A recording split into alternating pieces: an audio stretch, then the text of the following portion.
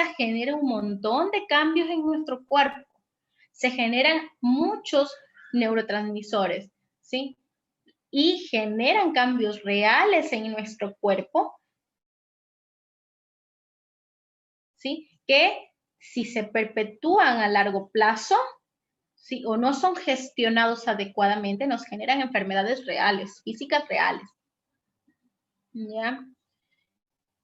Pánico, sudoración excesiva, consecuencia, pero correcta es una persona resiliente. Ya es lo mismo. Listo. Entonces, ya vamos a leer por aquí. Hay una historia acá también que me parece interesante. Ya, entonces, ¿qué pasa con nuestro estado fisiológico? Solamente en el ejemplo del miedo, ¿no? Como estábamos viendo hace algún momento.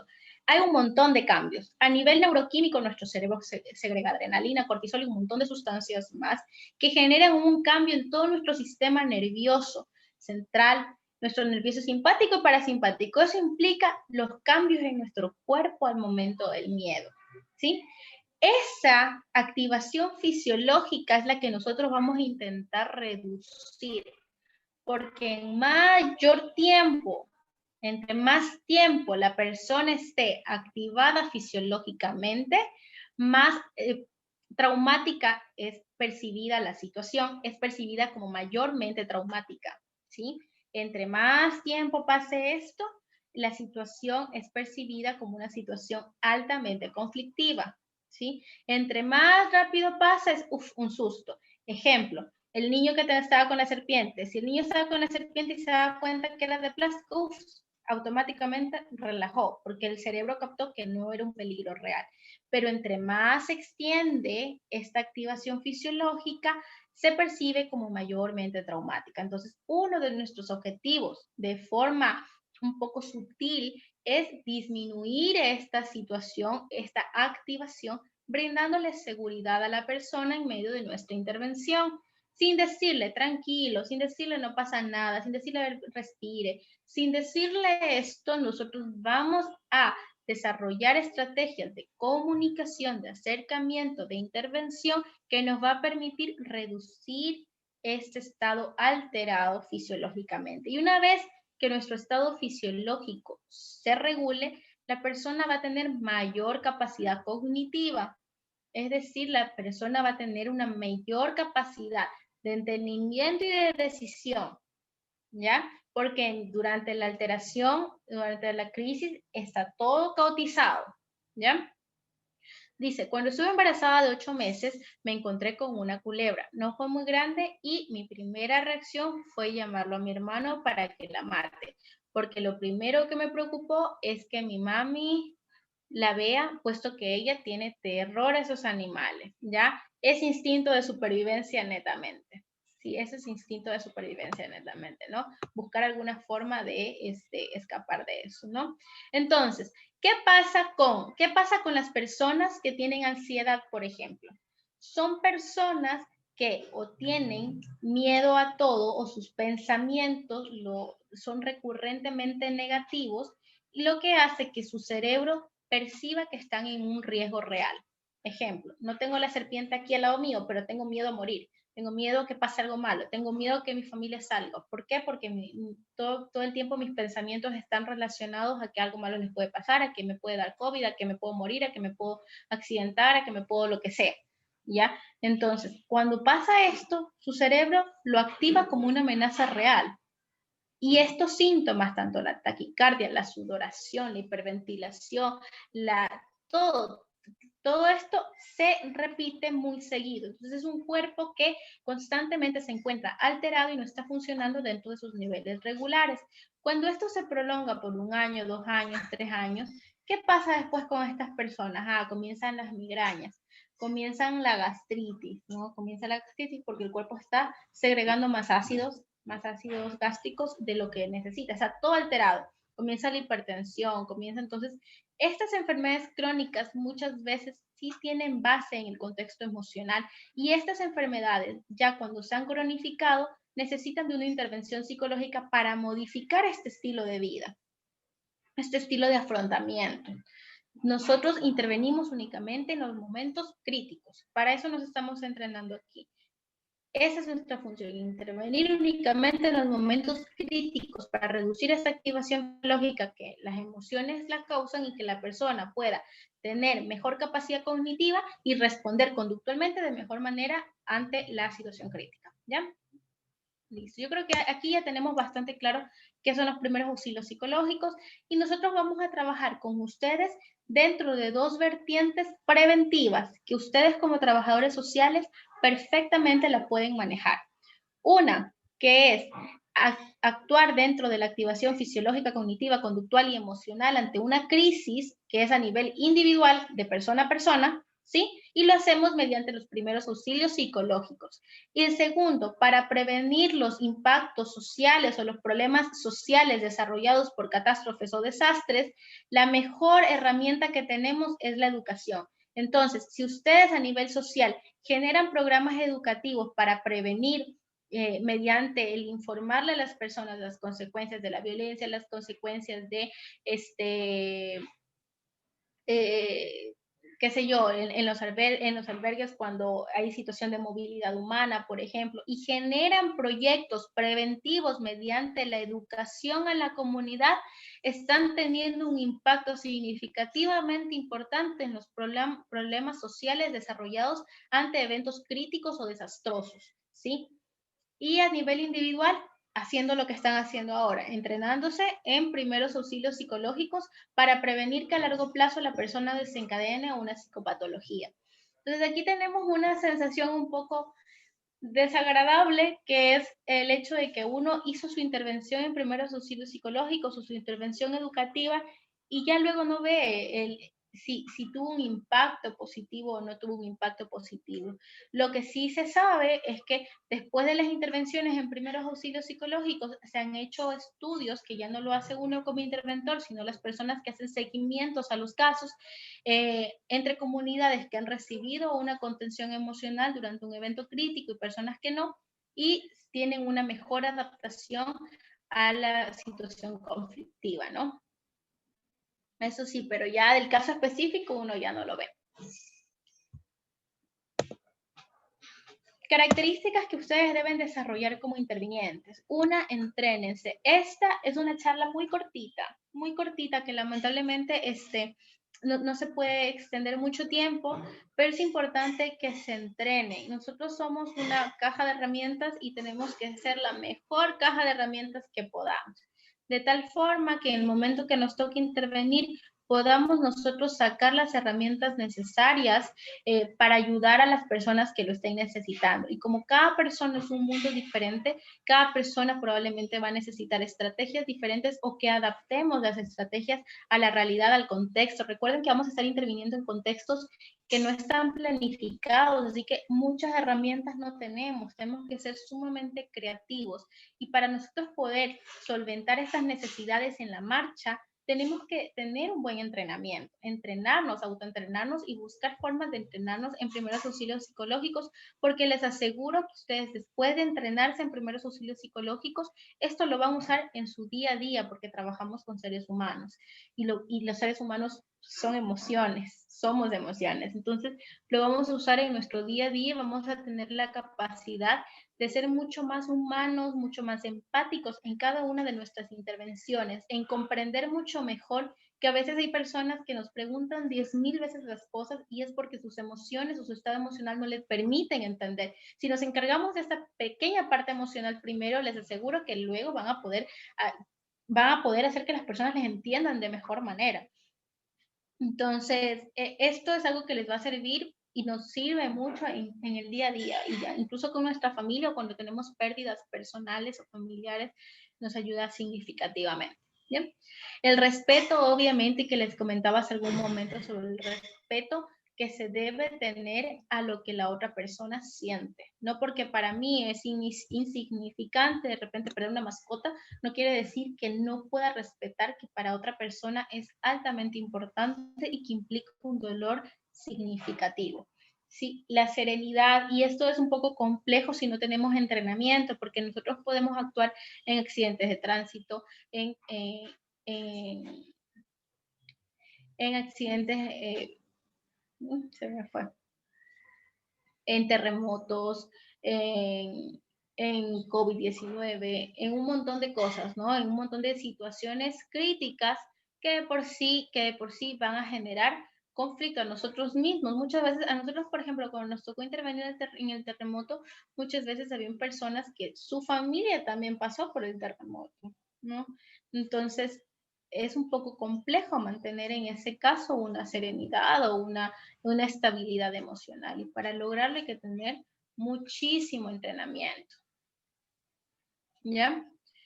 Listo, la cordialidad y la firmeza también en algunos casos en donde es muy importante que seamos más directivos, más en los casos de las personas que se encuentran un poco más agresivas o que se encuentran muy descontroladas, conductualmente hablando, ¿no? Protocolos generales para la intervención en primeros auxilios psicológicos. Vamos a ver uno de ellos nada más. Los otros dos que se encuentran establecidos dentro de las propias diapositivas, los vamos a dejar para que ustedes los revisen ustedes mismos por cuestión de tiempo y para alcanzar a tratar un poco el tema del duelo también, ¿sí? Hasta ahora, ¿tienen alguna pregunta con respecto a lo que hemos visto, por favor?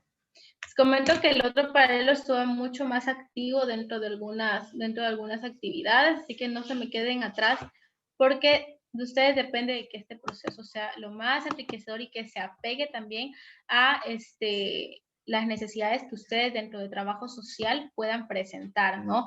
A que se adapte a los casos que ustedes puedan tener dentro de su profesión.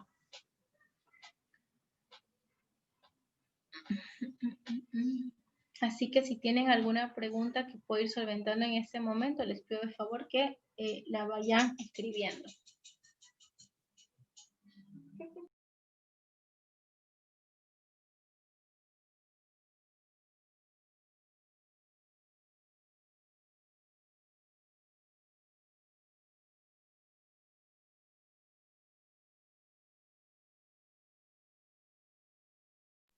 Dayana, muchísimas gracias por la pregunta. A ver, los primeros auxilios psicológicos es PAP, ¿ya? Primero son las abreviaturas. Y no nos confundamos porque en primeros auxilios básicos lo único que hacen es cambiar PAP, la P del final y le ponen la B. Entonces, los PAP son los primeros auxilios psicológicos, que es de lo que hemos venido conversando durante esta primera parte. Y es una estrategia que mediante distintas técnicas nos permite intervenir en el momento de la crisis emocional o de la situación crítica para restablecer el equilibrio de la persona y logre generar conductas adaptativas ante su situación crítica, ¿sí? Esos son los primeros auxilios psicológicos. Es una estrategia que se realiza durante esto es importante, es pregunta de examen, que los primeros auxilios psicológicos se realizan durante las primeras 72 horas de la crisis. Si ya han pasado las 72 horas de la crisis, ya la persona no requiere de primeros auxilios psicológicos porque ya pasadas las primeras 72 horas nosotros generamos un propio proceso adaptativo, un propio proceso de entendimiento, por así decirlo, de la situación y ya le damos un significado. Ya el momento más crítico ha pasado y ya lo hemos asimilado y ahí ya va a depender o tendríamos que esperar a ver cómo la persona lo asimila o lo logra elaborar y si esto ha generado secuelas importantes dentro de la psique.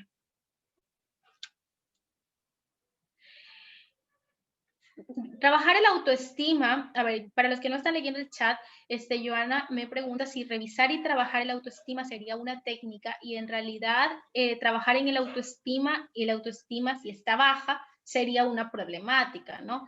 La técnica sería qué vas a aplicar tú, qué estrategias les vas a dar para que puedan mejorar esa autoestima, pero el autoestima no es la baja autoestima no es una crisis. La baja autoestima es el conjunto de repente de pensamientos, de ideas, de conductas que uno va teniendo a lo largo de mucho tiempo que produce que uno no se sienta bien con uno mismo. Y para hacer una modificación de esto que se ha venido generando ya durante mucho tiempo, no se necesita de primeros auxilios psicológicos a menos que esté en situación de crisis. Ya vimos cómo sabemos si una persona está en crisis, ya vimos el tipo de alteraciones que tiene, ¿no? Entonces, este caso sería más bien para trabajarlo dentro de una psicoterapia y eso le corresponde a los psicólogos, ¿no? Si ustedes determinan que una persona tiene una autoestima baja y que eso le está generando conflictos dentro de varias áreas de su vida, por favor, refiéranlo a un psicólogo para intentar generar un plan de intervención. Primero un diagnóstico, luego un plan de intervención para modificar conductas, pensamientos y emociones. ¿Cuáles son los errores más comunes que se puede producir en primeros auxilios psicológicos? Primero, se suele producir mucho que hablamos de frases hechas o que damos frases hechas, ¿no? Tranquilo, todo va a estar bien, no tenga miedo. Son, esperemos un ratito, tengo que apagar un momentito el micrófono.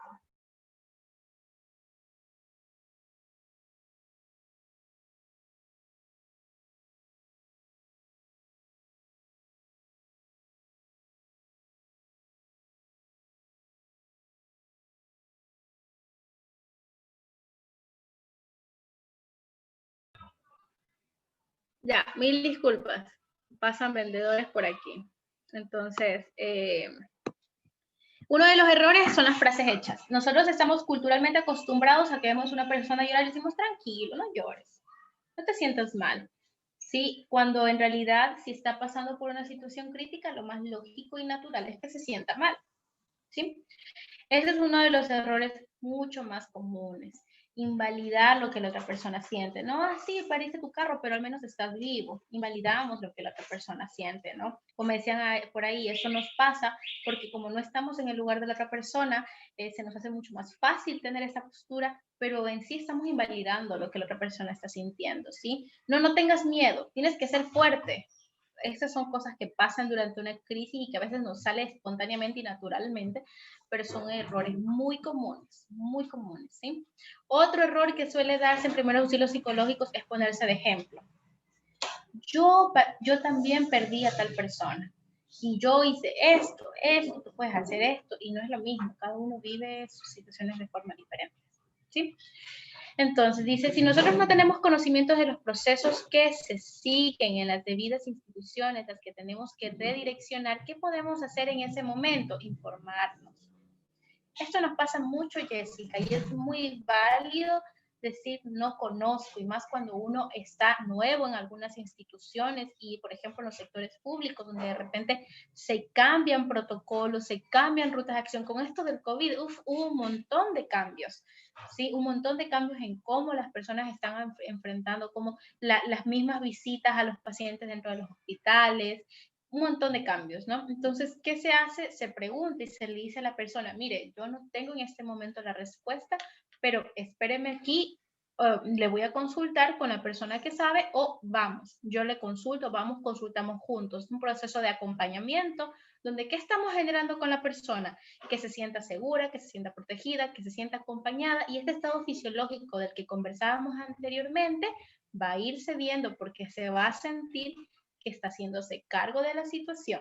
¿Sí? Entonces son cosas que, como les digo, no son técnicas complejas, por eso todos lo podemos hacer.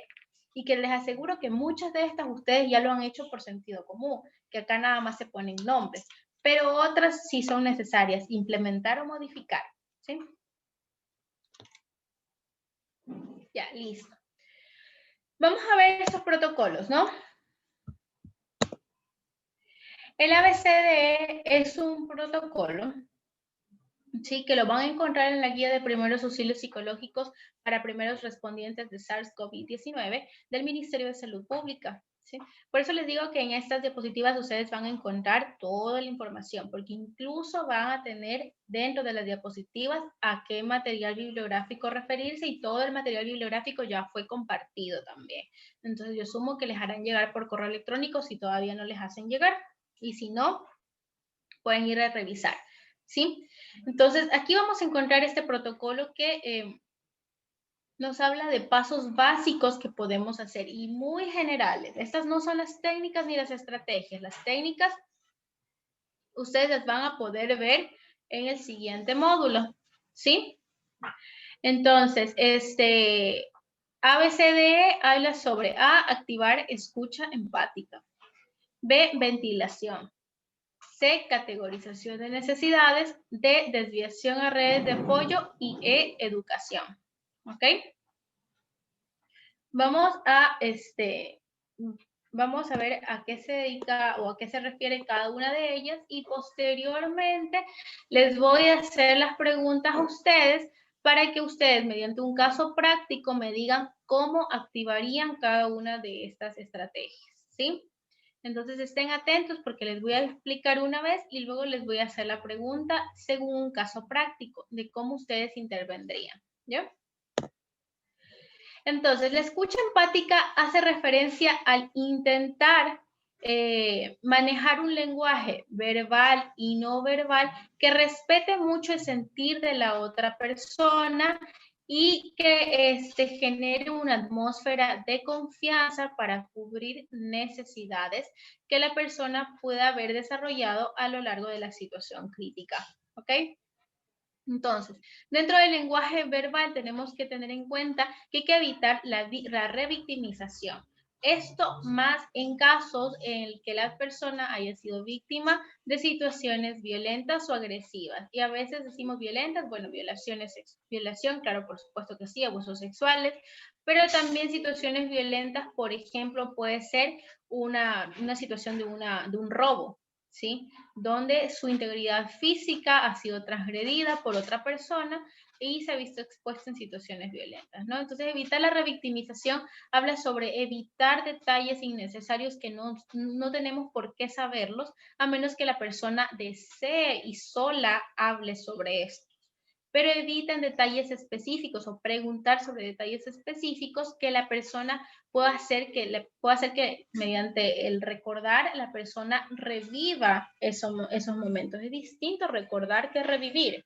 Recordar hace referencia a que yo ya tengo la capacidad de pensar en lo que pasó sin revivir las sensaciones, sin revivir las emociones o reevocar las emociones de ese momento. Pero cuando el evento es crítico y acaba de pasar en ese momento, es muy poco probable que la persona no evoque otra vez todas aquellas sensaciones de inseguridad, de miedo, de incertidumbre que una situación agresiva le pudo haber causado. Entonces, evitemos esos detalles a menos que la persona por sí sola decida hablarlo. Si no, no preguntemos a qué hora fue, dónde fue, cómo estaba vestido, porque nosotros, al ser primeros auxilios psicológicos, no tenemos el objetivo de ser peritos. Si de repente somos la primera persona que tiene contacto con esta persona que ha sido agresiva y nuestro objetivo va a ser proporcionar seguridad para que la persona reduzca esta activación fisiológica y por ende pueda tener una mejor capacidad conductual, cognitiva, emocional para responder ante la situación crítica y por ende el evento sea percibido como menos traumático. Ese es nuestro único objetivo. Sé que se los he repetido muchas veces, pero quiero que se lo graben porque es importante. Ya, nuestro objetivo no va a ser peritos, no va a ser juzgar a nadie, no va a ser juzgar a la propia persona, no va a ser juzgar al agresor. Nuestro objetivo es que la persona reduzca ese primer impacto para que a largo plazo no desencadene consecuencias por el evento crítico que ha vivido.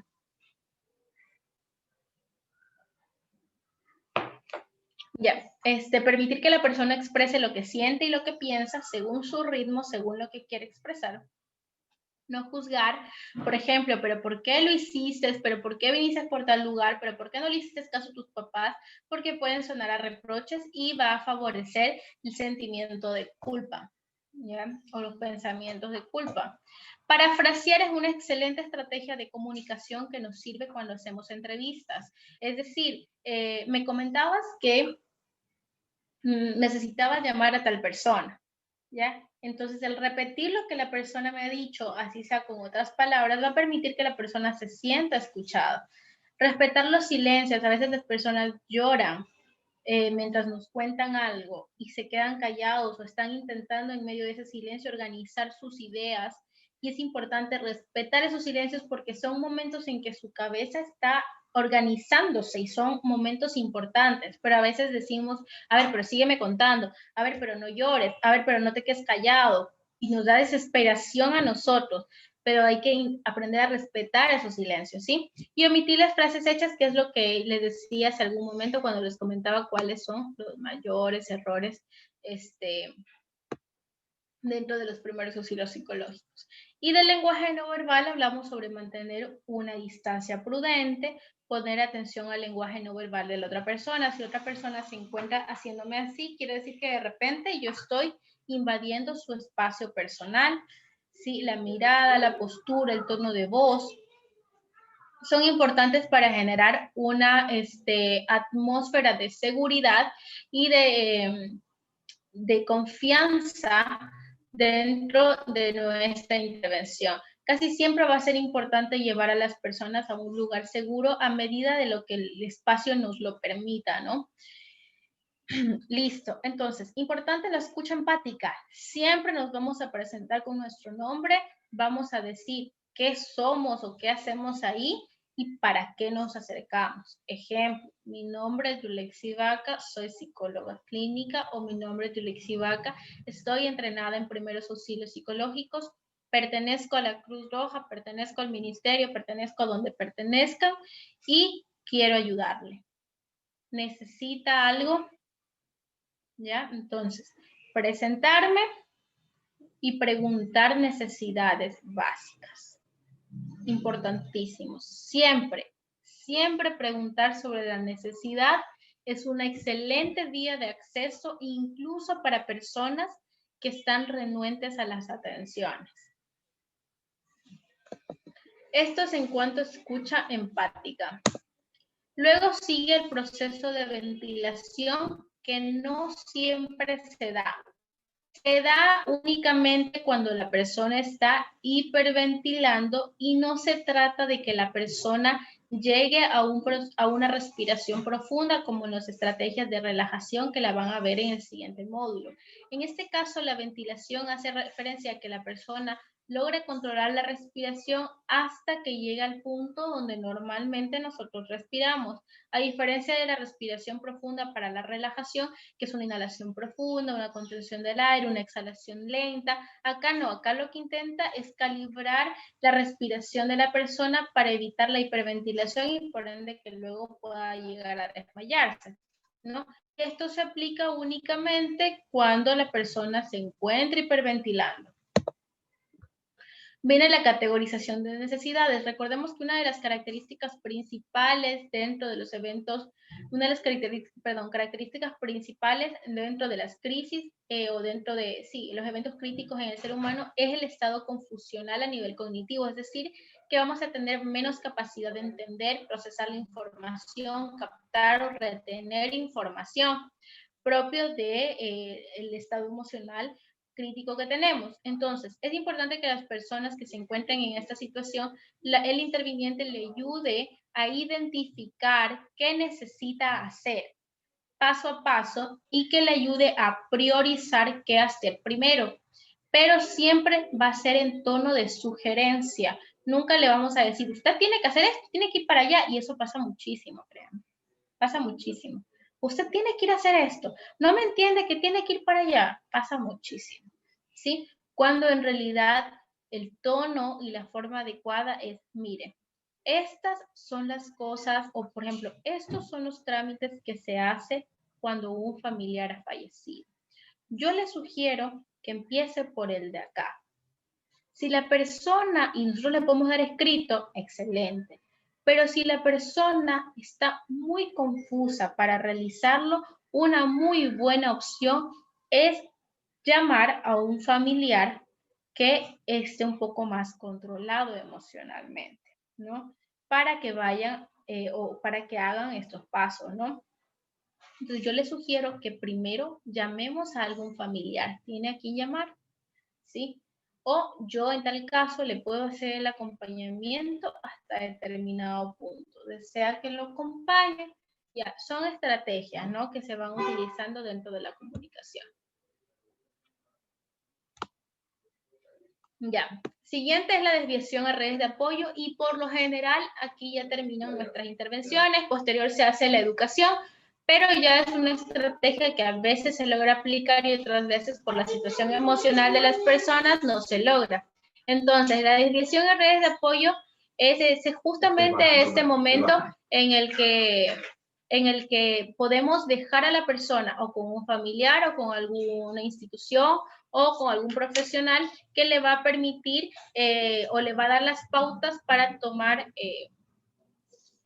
acciones dentro de su evento crítico, ¿no? Y por último, la educación, ¿sí? La educación, que es básicamente brindar información sencilla, veraz, ¿sí? Acerca de los pasos a seguir o los síntomas que a largo plazo pueda tener la persona. Ejemplo, es normal que durante los 30 primeros días de un evento crítico, sea separación amorosa, sea duelo por pérdida de algún familiar, sea diagnóstico de alguna enfermedad catastrófica, sea accidente de tránsito, etcétera.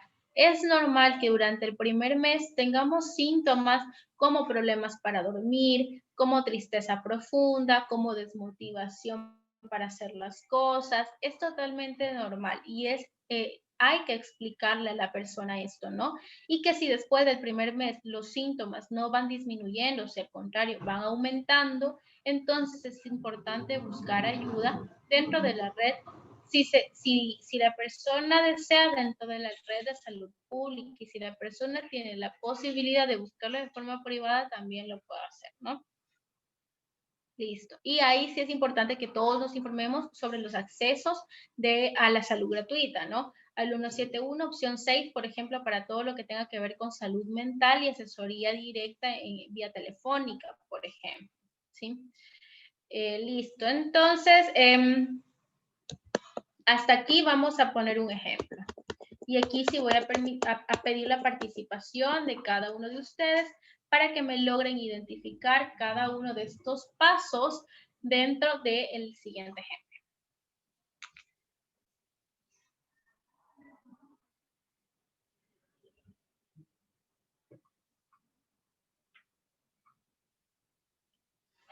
Ya. A ver, vamos a cambiar el ejemplo del primer grupo. Un día a una institución llegó una chica adolescente que mencionó que había sido abusada sexualmente y estaba obviamente en crisis emocional. ¿Ya? Esta institución era una institución de ayuda humanitaria, no es fiscalía, no es centro de salud, era una institución de ayuda humanitaria, entonces no hay ahí, por ejemplo, el perito que va a recetar el caso porque no es función de, ¿no? Entonces, ¿cómo harían ustedes en esta situación activando el protocolo para lograr controlar la crisis emocional de la menor y que sea... que pueda direccionarse hacia donde debe, ¿no? Entonces, vamos a ver. Escucho, o bueno, hacen la manito para que les puedan dar paso y puedan decir cómo realizarían el protocolo.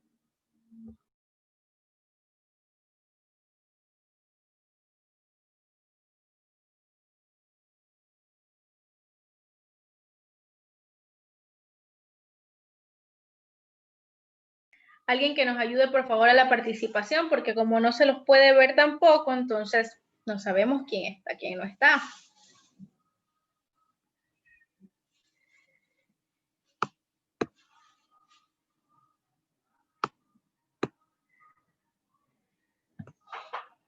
No sé si me escucho. ¿Sí me están escuchando, Brian, de repente? Sí, sí, aquí estoy. Sí, bueno, entonces necesitamos la participación. Hacen la mano dentro en el dispositivo Ya. para que puedan hablar. O si no, seleccionamos por nombres. También me puedes ayudar, Brian, de repente, porque yo no tengo acceso al listado. Podemos de repente seleccionar por nombres para que puedan ir participando.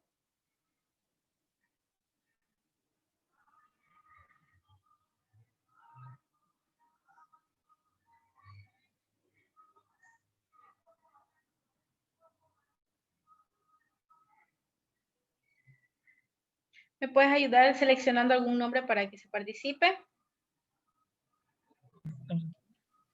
Yuli, ¿sabes que no me encuentro como anfitrión? ¿Me puedes poner como coanfitrión al menos para darles la palabra? Ah, No no, sé por bueno, yo qué. aquí tengo, a ver, yo aquí tengo un listado de espectadores. Ya, yo aquí Ya, tengo un listado de ya. espectadores. Vamos a ver. De repente, Dalton Castillo estará por ahí, que nos ayude activando el micrófono.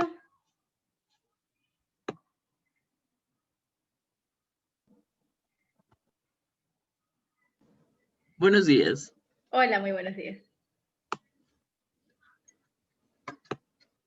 ¿Me puede ayudar con la pregunta que realicé, por favor?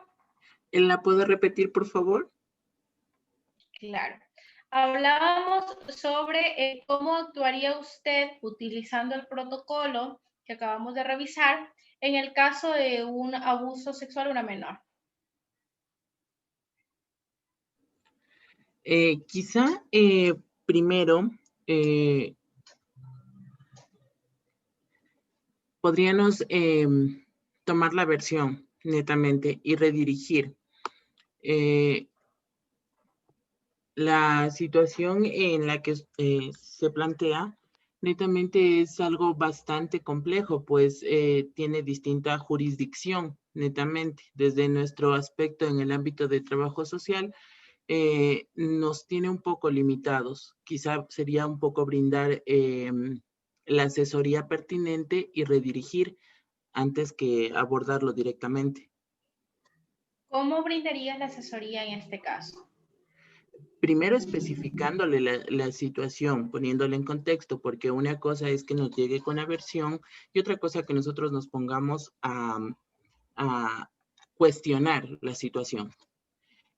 Sería netamente informarle los organismos competentes y la situación en la que ella puede dirigirse y para dónde se le podría brindar, como ya lo mencioné anteriormente, la compañía, si gusta, o informarle los organismos competentes a los que se puede dirigir. Ya, tenemos a una persona en crisis emocional que nos cuenta esta historia, ¿no? ¿Cómo hacemos para aplicar los primeros auxilios psicológicos y que cumplamos con el objetivo que es lograr que la persona a largo plazo no perciba la situación como altamente traumática o por lo menos mitigar un poco el trauma producido por la situación? ¿Cómo lo harías? ¿Cómo harías esta primera intervención? Primero, dándole el espacio para que pueda tranquilizarse, para que analice un poco la situación en la que está, porque no podemos nosotros inmediatamente emitirle un criterio en el cual podamos quizá cuestionar o poner en duda lo que nos está diciendo. Primero sería un espacio como de tranquilizar al usuario y posterior a eso sí empezar a dar unas pautas, unos criterios y quizá algunas palabras de apoyo. Ya, muchas gracias, Dalton. ¿Alguien más desea intervenir sobre el caso? Fabián Benavides está alzando la mano. Vamos a ver.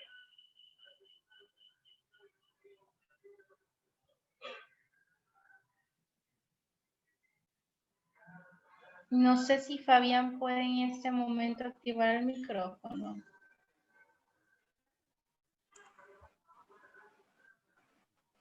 ¿Me escuchan? ¿Sí?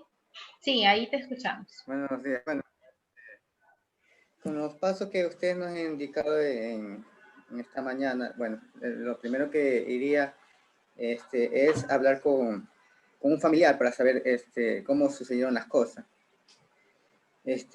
Ya una vez que yo tengo conocimiento de qué aconteció en esos momentos, buscaría al familiar más allegado de la persona afectada, o sea, de la niña. Puede ser un padre, una madre, un hermano que se lleve mejor, para así con él ingresar, porque al momento, si yo ingreso directamente a entablar algún diálogo con la chica, se va a sentir reprimida porque soy una persona desconocida, ¿sí? O los niños. Soy una persona desconocida, pero si ya me ve con alguien cercano, de confianza, ahí sí entraría a conversar con ella. Ese es el primer paso, conocer y acercarme a la persona para coger la confianza.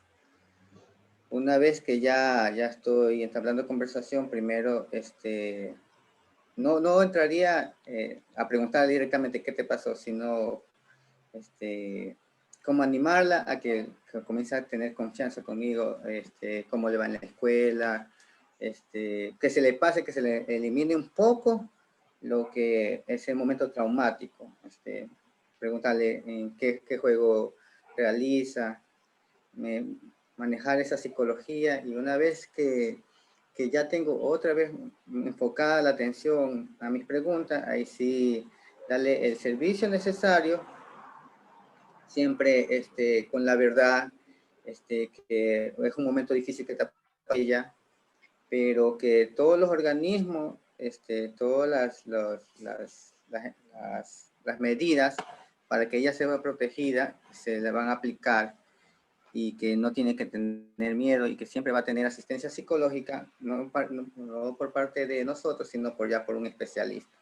Pero lo importante es calmarles en ese momento de esa situación, porque hay menores que son violadas y a los 2 días o se intentan suicidar o se se mutilan alguna parte de su cuerpo, se rayan, en fin, hay diferentes casos. Entonces, evitar eso, evitar que tiene ese apoyo por parte no solamente de la familia, sino también de personas externas y también de alguna institución. Eso es lo que yo podría, en ese caso, podría manejar. Muchísimas gracias, Fabián, por la intervención. ¿Alguien más que quiera participar? ¿Alguien que nos quiera dar una intervención de cómo abordaríamos este caso en base a las pautas y estrategias que ya hemos realizado, que ya hemos revisado aquí? Tienen el apoyo aquí, tienen aquí para guiarse, ¿no? Vamos a ver. Michelle, ¿puedes activar tu micrófono, por favor?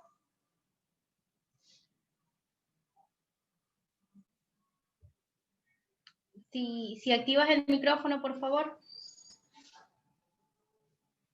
Porque ya te di paso para que puedas activarlo.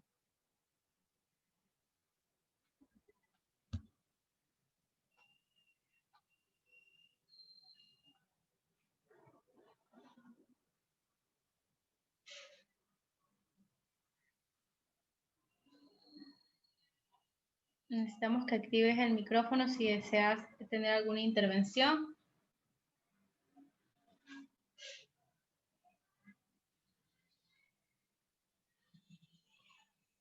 ¿No? Bueno. A ver, compañeros. Yo les agradezco mucho la intervención de cada uno de los participantes, pero no estamos escuchando, ¿no?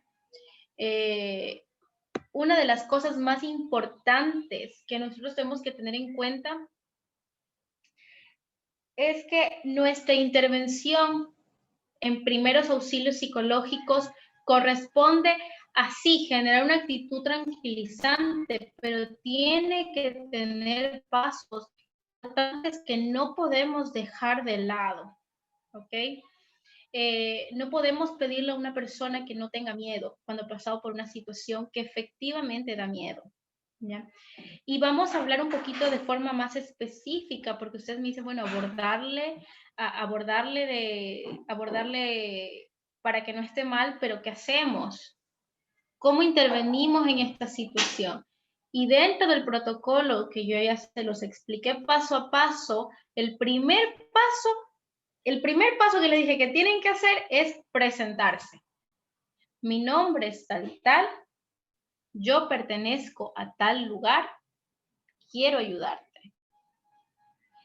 Y se nota que no hay la atención. Yo agradezco mucho a las personas que participaron porque están aquí en este momento, y las personas que no participaron me preocupa mucho porque son 133 personas y ni una logró escuchar el protocolo. ¿Por qué? Porque teniendo el protocolo aquí al frente, No pudieron decir, bueno, primero tenemos que activar escucha empática. Y usted nos decía que activar escucha empática es cuidar el lenguaje verbal y no verbal, donde no podemos revictimizar, donde no vamos a coger testimonios, donde no le vamos a decir qué te...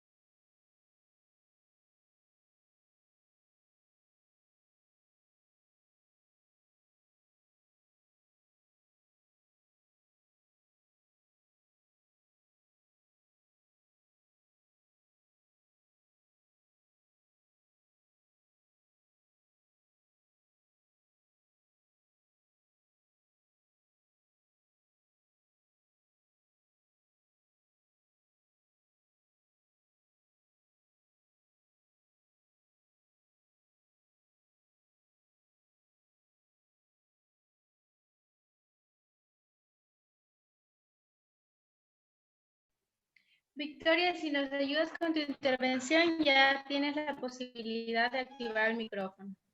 Buenos días. Sí, con respecto al ejemplo que usted había dicho, quería participar.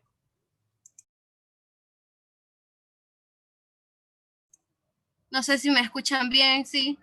Sí, por favor, continúa. Ok, entonces, en el caso de la señorita que ha sufrido de abuso, en primer lugar me presento para que ella sienta entre un poco en confianza. Usted manifestó que debíamos mencionar nuestro nombre, a qué institución pertenecíamos y qué ayuda le podíamos brindar. Como segundo punto, si se encuentra muy agitada, desesperada o ansiosa, producto del abuso que acababa de sufrir, yo ocuparía primero el protocolo de ventilación para que se calme un poco y podamos hablar tranquilamente. Luego ahí sí aplicaría la escucha activa, empática, dándole a conocer que puede confiar en mí, que yo le voy a ayudar. Como usted dijo, no hacerle tantas preguntas porque en esa situación puede que se bloquee y contradiga o simplemente no quiera hablar del tema. Y como se trata de un tema de abuso, también buscaría las instituciones que se encarguen de esta situación porque ya es un poco más legal, ¿no?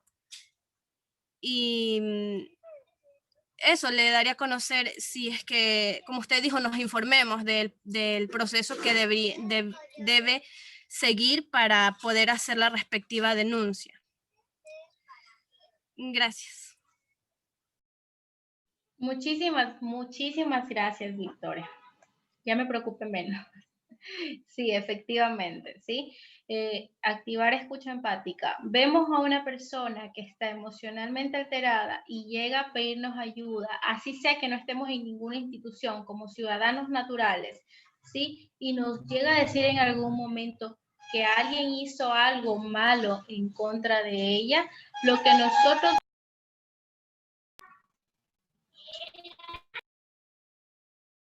Vamos a esperar que la señora de los helados pase por la cuadra, por favor. Démonos, por favor, unos 5 minutitos, les ruego, ¿sí? Descansen un ratito y regresamos con cómo se actuaría dentro de esto, aunque Victoria lo logró elaborar bastante bien. Vamos a darnos unos 5 minutitos de receso.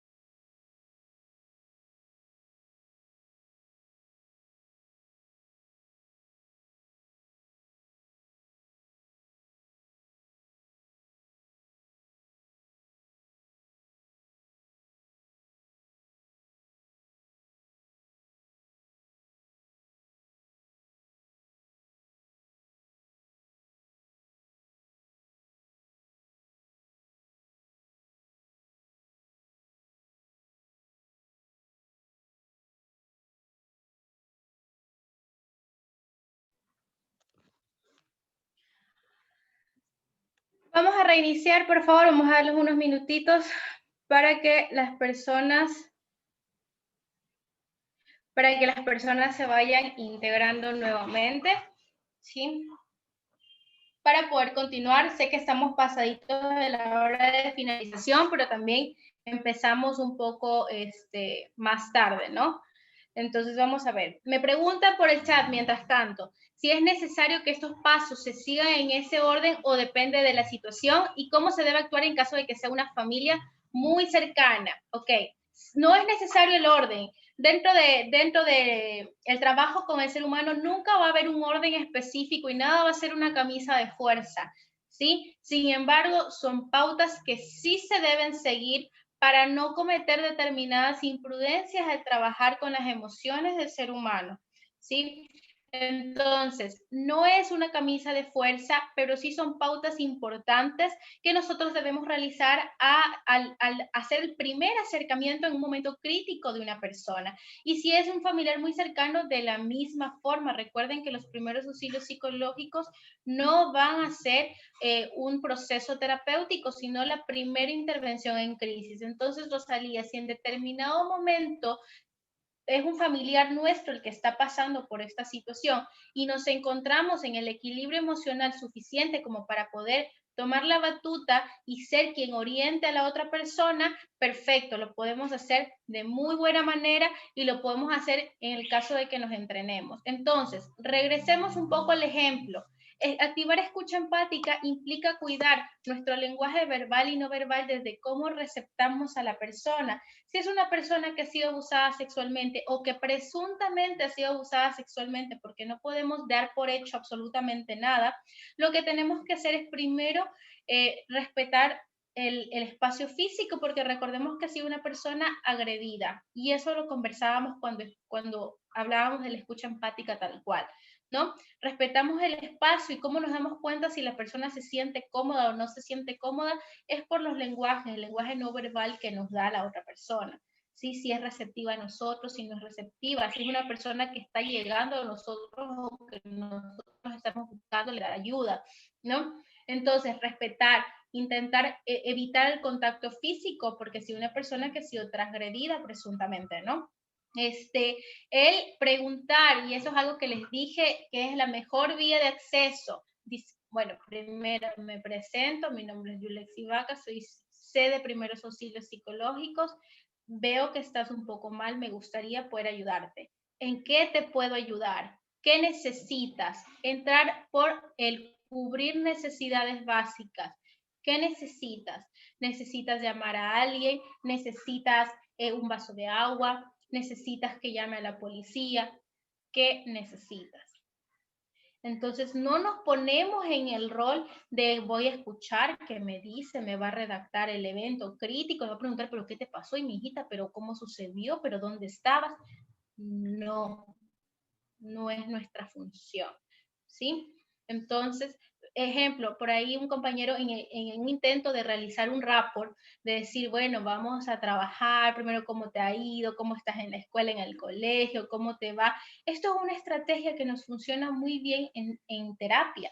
Cuando entramos a terapia, cuando estamos en un ambiente controlado y la persona no está en crisis, pero créanme que una persona que acaba de vivir una situación tan crítica como un presunto abuso sexual, no va a querer hablar de absolutamente nada de eso y va a estar su atención por cualquier otro lugar, ¿sí? Y en lugar de generar un contacto más cercano, lo que va a hacer es generar más resistencia, ¿sí? Entonces, no es una intervención que yo les recomendaría que hagan, pero siempre va a depender también de la situación, como por ejemplo, si la persona me dice, yo no quiero hablar de nada, ¿sí? Yo lo que haría en ese caso es decir, ok, entiendo, si en algún momento tú necesitas algo, yo te voy a ayudar y voy a estar aquí.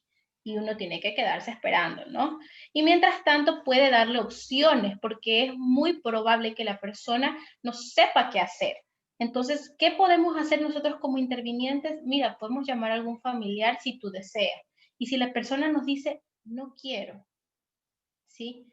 No quiero. ¿Cuál es nuestra obligación? Como ustedes decían, es un caso un poco delicado porque tiene muchos tintes legales. ¿Cuál sí es nuestra obligación? Informar a las autoridades pertinentes. Entonces, eso sí le podemos decir. Ok, entiendo que no quieras conversar, pero mi obligación es llamar a personas que te puedan ayudar. ¿Ya? Entonces, dentro del activar escucha empática está el presentarnos, el decir a dónde pertenecemos, el expresar que queremos ayudar, ¿sí? El preguntar sobre las necesidades básicas, ¿ya?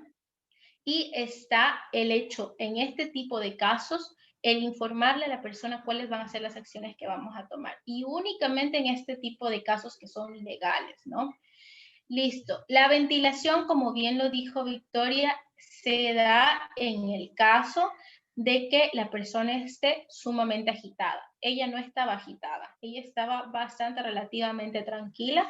Lo que se hizo sí fue brindarle un lugar seguro y esto es importantísimo cuando las personas han sido agredidas de una u otra manera. Entonces, brindarle un lugar seguro, aquí te vas a sentir cómoda, no cerramos puertas, no la encerramos, no, al contrario, dejamos un espacio ahí cerca de la puerta para que sienta que en cualquier momento, si desea, puede retirarse.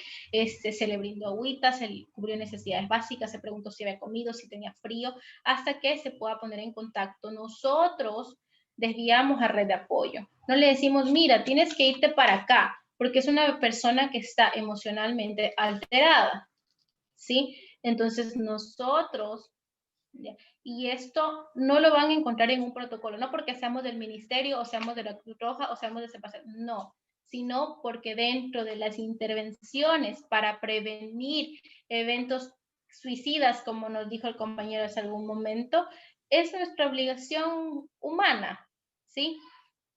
Nosotros decir, mira, yo puedo ayudarte a llamar a algún familiar. No, yo no quiero, me da vergüenza y demás. Sí, yo lo entiendo, pero te puedes sentir mucho más seguro.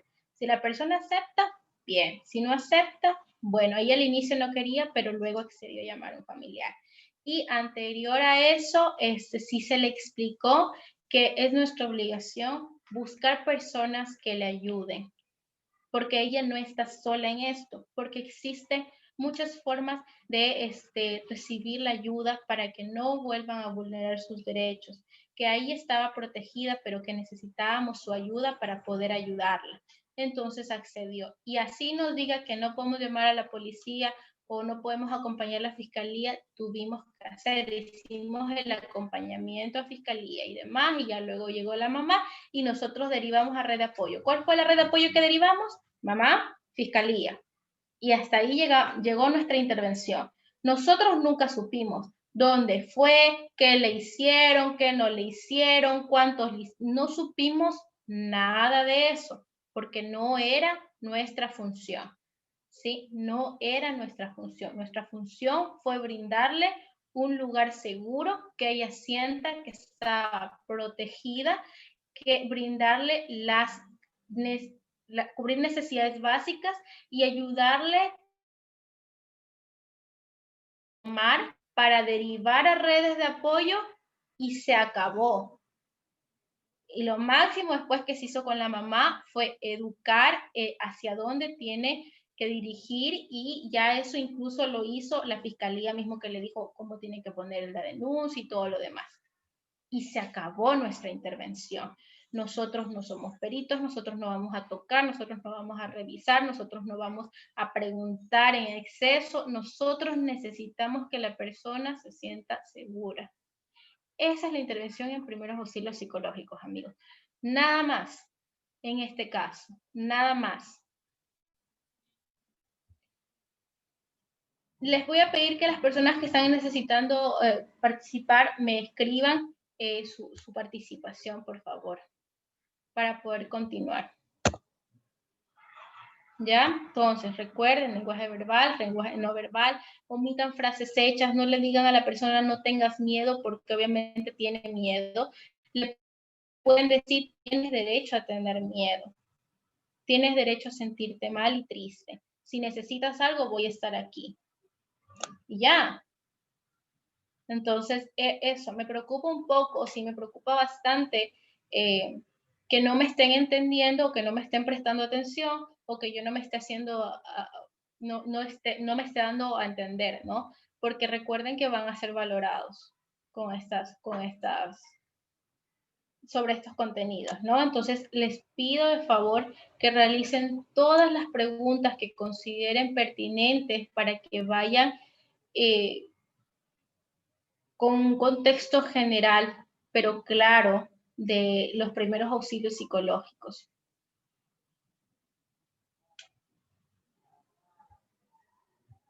¿Ya? Escriban preguntas, por favor, participen. Esto ya lo vimos. Categorización de necesidades, desviación a redes de apoyo y brindar información. Esto que ustedes ven aquí son los principios básicos para la intervención en primeros auxilios psicológicos. Y si algo ustedes tienen que conocer es que no existen un solo protocolo, unos solos principios. O sea, ustedes en distintos libros y literatura van a encontrar distintos protocolos, distintos principios, pero todos van a terminar o culminar en lo mismo. Todos van a intervenir. Por ejemplo, esto de aquí que lo vamos a ver rápidamente. Primer principio, brindar protección, brindar lugar seguro. En el anterior eso estaba dentro de activar escucha empática, ¿no? Dentro de la parte no verbal. Está el contacto, sí, el distanciamiento físico, el contacto no verbal, el aceptar sin juzgar los sentimientos, aceptar las limitaciones del interviniente cuando uno no puede intervenir, porque a mí me ha pasado algo similar y me choca el caso y no puedo porque me siento mal con esto, buscar a la persona que sea capaz de intervenirlo, o porque no conozco, y es una pregunta muy válida que me hizo alguien en algún momento, ¿qué pasa si no conozco algo? Bueno, busco a la persona, porque es una limitación mía, busco a la persona que pueda ayudar, evaluar las capacidades de las personas, cómo está su nivel cognitivo, fisiológico, que ya lo revisamos también anteriormente, brindar opciones que en el protocolo anterior lo ponían como búsqueda de alternativas o como categorización de necesidades, el generar acciones concretas, puntuales, porque recordemos que las personas tienen una confusión cognitiva, ofrecer información que en el protocolo anterior estaba dentro de la parte de educación, y el seguimiento. Buenas tardes, mi nombre es Ariana. Hola, Ariana, ¿cómo estás? Quisiera saber cuál sería el procedimiento en el caso de que el paciente se niegue a recibir apoyo de primeros auxilios psicológicos. En el caso de que la persona se niegue a recibir apoyo, lo que uno puede hacer es un tipo de acompañamiento. En el caso en que yo te decía, cubro necesidades básicas, le digo, bueno, ok, si no requiere alguna intervención, le puedo ofrecer un vaso de agua, desea que le contacte con algún familiar, desea que llame a alguien que le pueda acompañar. Si la persona tampoco excede eso, uno lo que le puede decir simplemente es, bueno, recuerde que estamos, o que acá hay un lugar seguro, o que estamos en un lugar seguro dependiendo de las circunstancias, y que mi nombre es tal y yo deseo ayudarla. Me puede llamar cuando usted desee. Ya está. No se pongan responsabilidades que no son suyas. Probablemente la persona, cuando logre organizar mejor su situación, pueda recibir ayuda o acepte recibir ayuda, ¿no? Entonces, como nuestra intervención siempre va a ser, es muy amigable, no va a imponer absolutamente nada a nadie, es muy probablemente que busquen, si se sienten mal, que busquen la ayuda o que recepten la ayuda, ¿sí? Al momento de las intervenciones, que ya tengo varios años haciendo intervención en primeros auxilios psicológicos, una sola vez me tocó una persona que definitivamente no quería ayuda, pero se logró persuadir de determinadas formas, dándole su espacio, dándole su tiempo. Me vio varias veces, entraba, salía, como que ya generó más confianza, y al final de cuentas, aunque tardó más, recibió la ayuda. ¿Y cómo se hace con estas personas? ¿Cuál es el punto clave de esta persona cuando no quieren recibir ayuda? Es cubrir necesidades básicas. Sí, es no imponerle, no decir, usted necesita esto, usted necesita llamar a tal lado, no, usted, cuénteme, ¿qué necesita? ¿En qué le puedo ayudar? ¿Ya? Entonces, ese es el punto clave. Ejemplo, había una vez un caso de una señora que su casa se estaba incendiando y su hijo estaba dentro. La señora estaba desesperada por entrar a la casa, y obviamente que sí, y obviamente que era un peligro también. Entonces, ¿cuál es la necesidad básica de la señora? Ver a su hijo. ¿Cuál era una vía de acceso principal con la señora? Que la señora sepa que están yendo a ver a su hijo. Entonces, ¿qué hizo el interviniente en ese caso? Señora, usted necesita que busquen a su hija. Mire, en este momento, tal y tal persona ingresaron del cuerpo de bomberos, ingresaron. Y ella vio que ingresaron. Están yendo a ver a su hijo. ¿Sí? Y están con trajes que les van a permitir llegar hasta él. Esperemos. Esperemos aquí, yo la acompaño a esperar. Entonces se cubrió la necesidad básica de la persona, que era que vayan a buscar a su hijo. Y si no, no iba a hacer ninguna estrategia de ventilación, no iba a hacer nada, no iba a escuchar, no iba a hacer nada. Mientras estaba en la crisis no iba a hacer nada. Entonces, el momento en el que la persona no desea recibir, nuestra principal fuente de entrada es cubrir la necesidad de la persona. ¿Qué pasa si en el momento que estamos con la víctima llega el abusador? ¿Qué hacemos? Brindar espacio seguro a la víctima. Brindar espacio seguro a la víctima. ¿Sí? Si la víctima se pone mal, necesitamos brindarle un espacio seguro a la víctima. ¿Sí? Y si el abusador es agresivo y nos quiere hacer daño, llamar a la policía. ¿Sí? Buenos días, mi nombre es Caterina, estudiante de la carrera de Trabajo Social. Mi pregunta es, en el momento de intervenir con víctimas, nosotros, si presentamos una valoración del caso como para reforzar cuando se lleve a fiscalía, sí podemos acompañar a la víctima. Puedes acompañar a la víctima, pero no te recomiendo hacer ninguna valoración del caso. Tu objetivo ahí es dar primeros auxilios psicológicos, a menos que vayas en la función de trabajador social.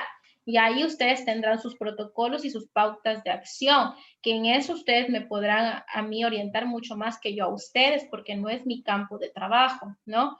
Pero si vas como trabajador social de alguna institución, ahí cada institución va a tener los pasos o las funciones que tú deberás cumplir.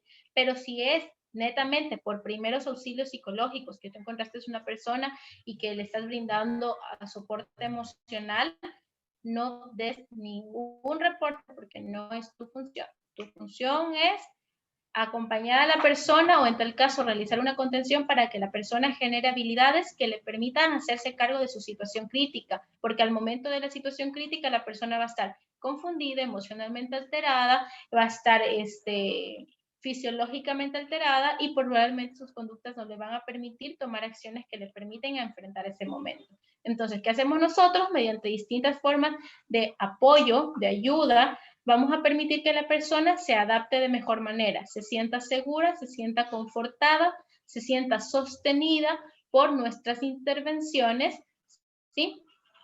Y es justamente en esos momentos cuando las personas dicen, muchas veces me pusieron un ángel en el camino. Básicamente es eso, generar más ayuda que malestar. No es nuestra función generar informes, poner la denuncia según la Constitución. En el caso de que la persona no desee poner la denuncia, ya saben que todo ciudadano tiene la obligación de denunciar cualquier presunto caso de abuso o de agresión a otra persona. Pero en realidad, si la persona y la mamá, en el caso que yo les comentaba, está poniendo la denuncia y está ahí, no es su función, ya eso derivamos a red de apoyo y ellos se encargan de la situación. Recuerden que por más don de ayuda que nosotros tengamos, no nos podemos apropiar de los casos de las demás personas, porque luego vamos a terminar enfermos. No es nuestro caso. Ayudamos, aportamos en lo que pudimos, nos retiramos. Nada más que eso, amigos. En primeros auxilios psicológicos, ustedes realizan hasta donde la BCDE les dice. Y de ahí en adelante ustedes ya derivaron a red de apoyo y este caso ya está sostenido por otros entes, otras instituciones. Ahora, si ustedes están como trabajadores sociales, trabajando en fiscalía, por ejemplo, sus funciones serán otras, pero eso ya es otro cuento, ¿no? Ya es otra historia. Ya, este protocolo, estos principios básicos generales o pautas para la actuación están dentro del Manual de Atención Primaria en Salud Mental de la Organización Panamericana de la Salud, que ya va a ser o ya fue compartido a cada uno de ustedes, y son lineamientos operativos para la intervención de la salud mental en emergencia sanitaria. Si no estoy mal, es el capítulo número 4 y es sumamente interesante porque les va a decir cómo ustedes van a intervenir en cada caso. Les va a decir cómo intervenir con personas agresivas, les va a decir cómo intervenir con personas en estado de shock, les va a decir cómo intervenir con adultos mayores, les va a decir cómo intervenir con personas con discapacidad. Entonces, tiene un enfoque bastante bastante bonito, bastante bueno. Este manual es uno de los principales para que ustedes tengan una noción básica de qué hago cuando pasa tal cosa, ¿sí? Y a manera general, ¿no? Por ejemplo, en este caso de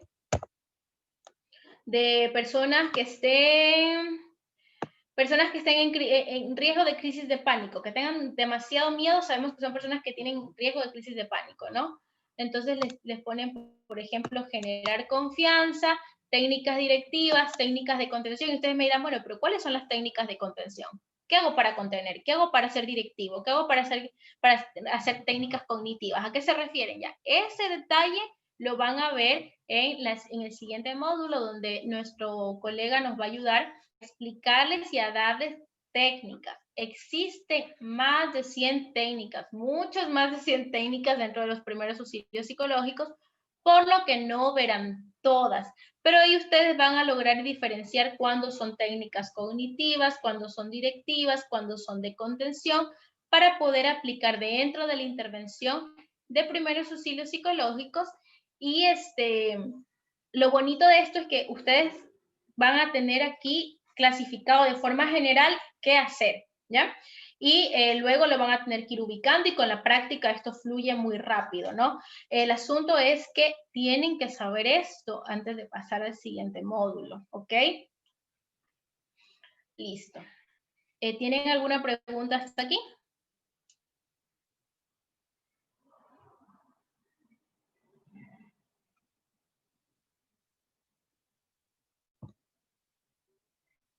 ¿Ninguna? Bueno, ok. Hay una pregunta. Vamos a ver. Luego sigue el tema de dudas. Dígame.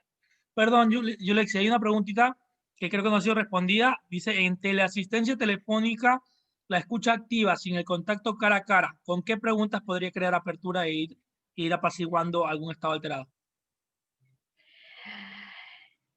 A ver, con teleasistencia telefónica, sin duda se complica. No tienen una idea cómo se complica esta situación, porque el lenguaje no verbal y esta actitud tranquilizadora uno la hace con el contacto, ¿no? Sin embargo, ha sido todo un reto ahora con esta situación del COVID realizar teleasistencia. Sin embargo, ahí utilizamos muchísimo tono de voz, utilizamos el respeto del silencio, utilizamos el mismo lenguaje verbal. Mi nombre es tal, quiero ayudarte. Ahí somos más directivos. Necesito que hagas tal cosa. Necesito que te sientes. Necesito que comiences a respirar a mi ritmo. Este tipo de intervenciones un poco más directivas.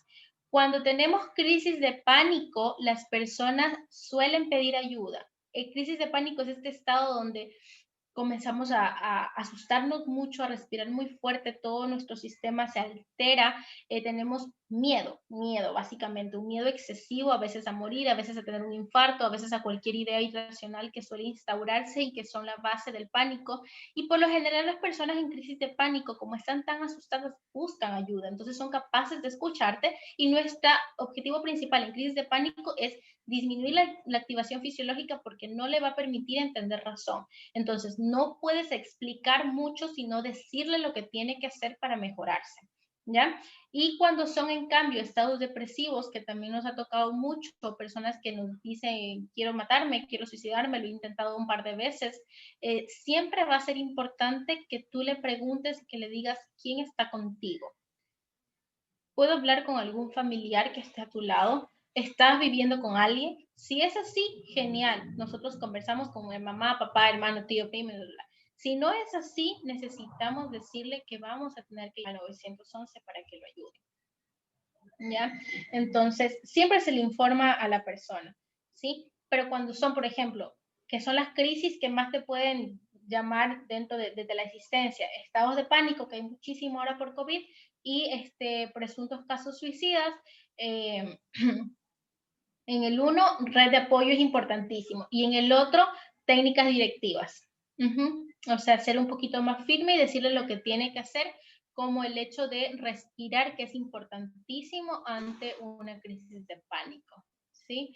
Aunque si estás por teleasistencia, yo sí te sugiero que le digas a la persona que se acerque al centro o la casa de salud más cercana por emergencia, porque así no sea una crisis real, nosotros no tenemos la forma de saber que en realidad no le está dando un paro cardíaco.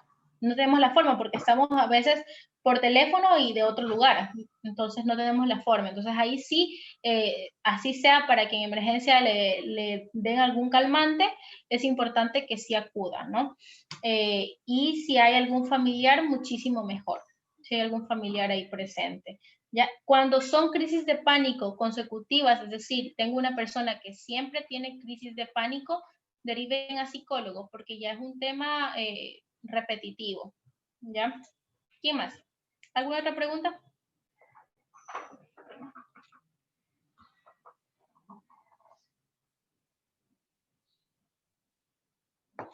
Por teleasistencia es muy importante que conozcamos a dónde derivo. ¿A dónde derivo? ¿A dónde llamo? ¿Cómo le ayudo a llamar? Esa es más nuestra función, direccionar en teleasistencia. ¿Sí? Que es un poco más eso. A ver, listo. El tema de duelo. El duelo es un proceso que ya lo conversamos hace algún momento, donde el ser humano genera estrategias adaptativas durante los primeros meses posterior a un evento crítico, ¿no? Recordemos que primeros auxilios psicológicos se dan durante las primeras 72 horas, mientras que el duelo es un proceso que nos acompaña durante varios meses y que sí está caracterizado por distintas fases. Las fases están dentro de las diapositivas y las fases van a ser también valoradas. Entonces, estudienlas. Lo importante de las fases es que no se cumplen en el mismo orden. Como todo lo que les he dicho, no tiene un orden específico. Otra cosa del duelo que va a ir dentro de la evaluación es la despersonalización del duelo, que está plasmada dentro del libro de Dejarlos ir con amor, de Nancy O'Connor, donde el primer capítulo se les refirió como texto de base para este módulo y para la parte autodidáctica de este módulo, y la despersonalización de la muerte habla sobre este cambio cultural que ha tenido la percepción de la muerte dentro de nuestra sociedad, cuando antes se percibía como un evento normal dentro de la vida del ser humano, y ahora se lo percibe por todos los avances médicos también como un fracaso, ¿no? Como un fracaso del médico o una lucha perdida por la persona que ha fallecido, ¿no? Se ha dejado de hablar de la muerte como algo natural y más bien se evita como un tabú. Se ha hecho como un tabú hablar de la muerte, por ejemplo, dentro de la familia, de si algún niño escucha que tal persona murió, la gente cree que lo está traumando. Entonces,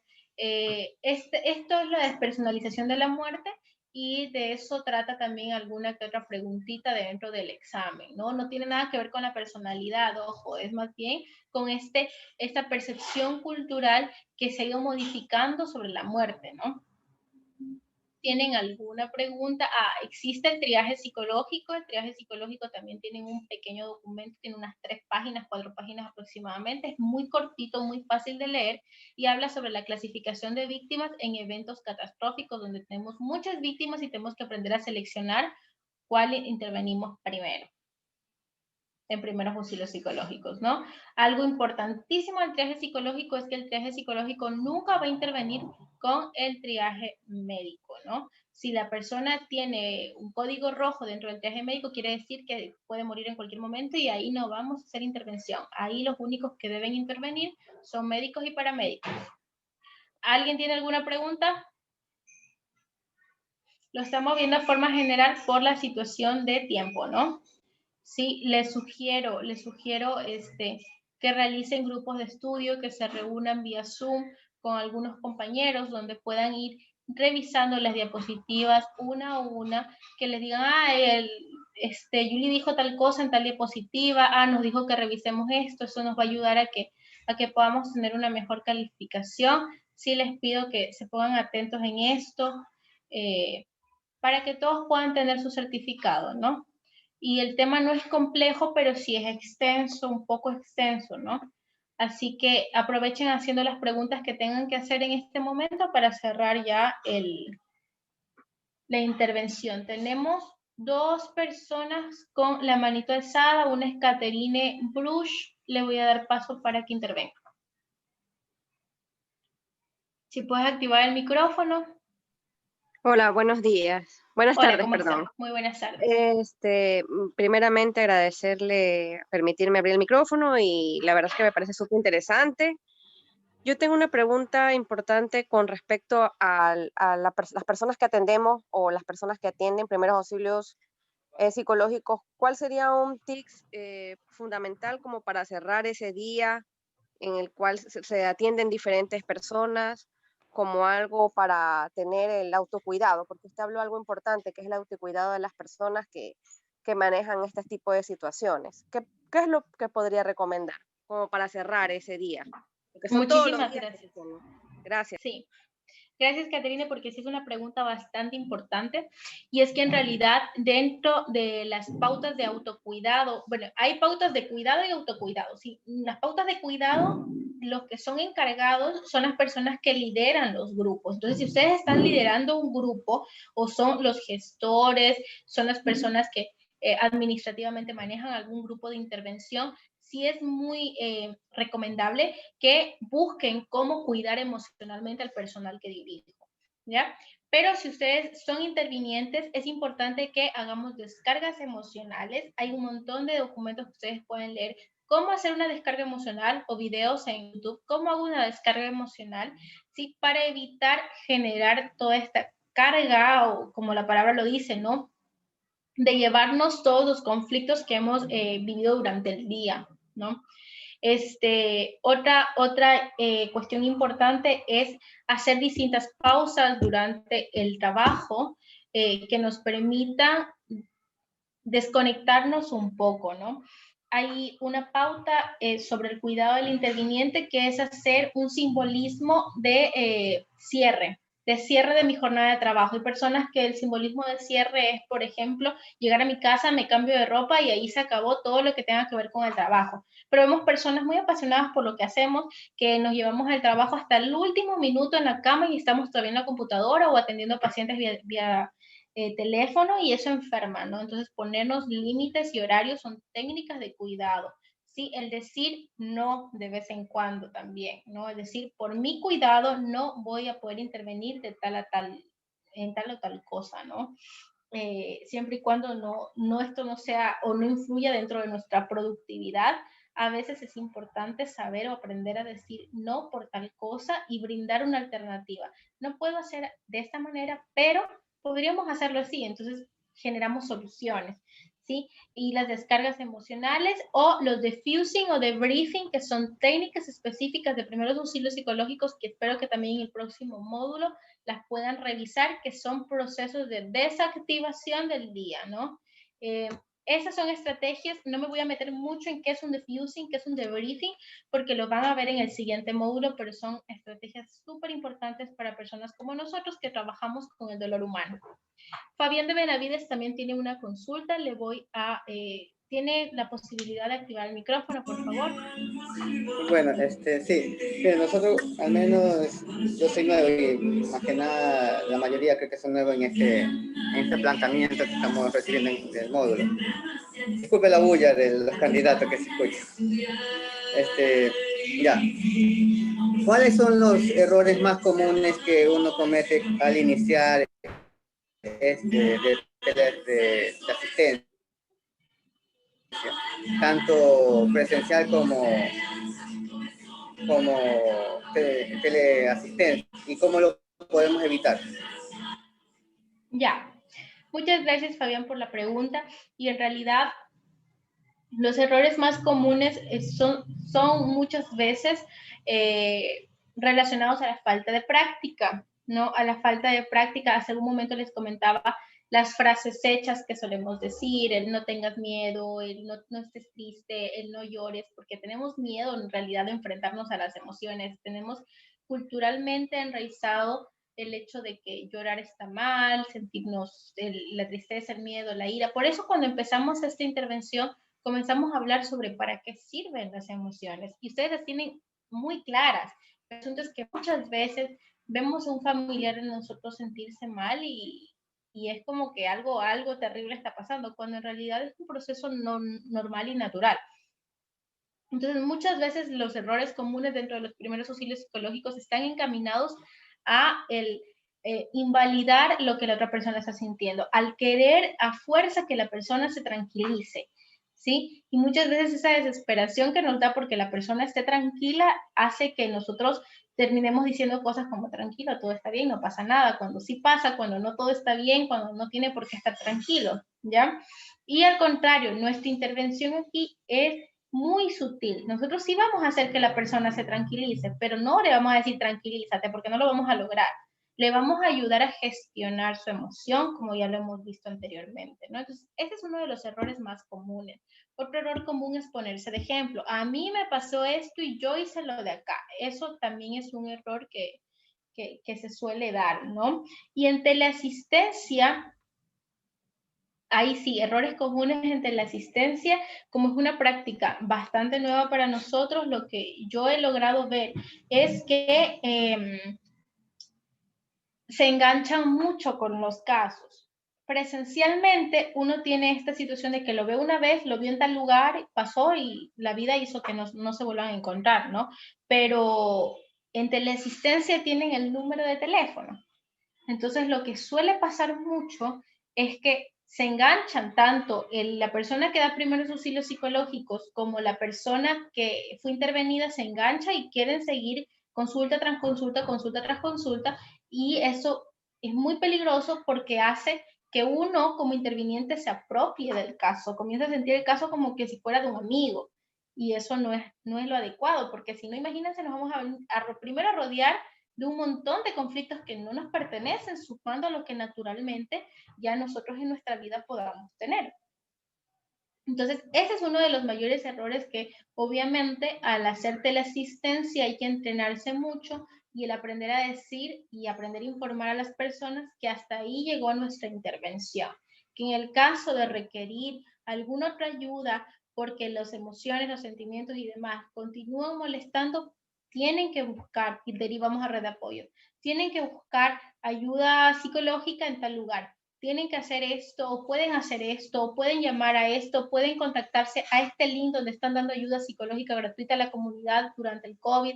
O sea, esas cosas que nosotros ya tenemos que tener en lista. Por ejemplo, una de las necesidades que yo vi durante la pandemia cuando dábamos teleasistencia fue enlistar, hacer flyers de las casas de acogida en caso de violencia intrafamiliar o de género, porque hay un montón de casos en todo el país. Y llamaban, entonces decíamos, tenemos que derivar a red de apoyo. Entonces hicimos flyers de casas de acogida, ¿no? Por provincias, por ciudades, con número de teléfono, con correo electrónico, con redes sociales. Y ese es un trabajo ya de primeros auxilios psicológicos. Porque en el reto que venían las crisis, uno ya derivaba, llamaba uno mismo o le llamaba al paciente, le daba la oportunidad de llamar ellos mismos, ¿no? Dependiendo cómo esté el caso. Eso, mis estimados. ¿Tienen alguna otra pregunta, por favor? Ya no tengo manos levantadas, me parece.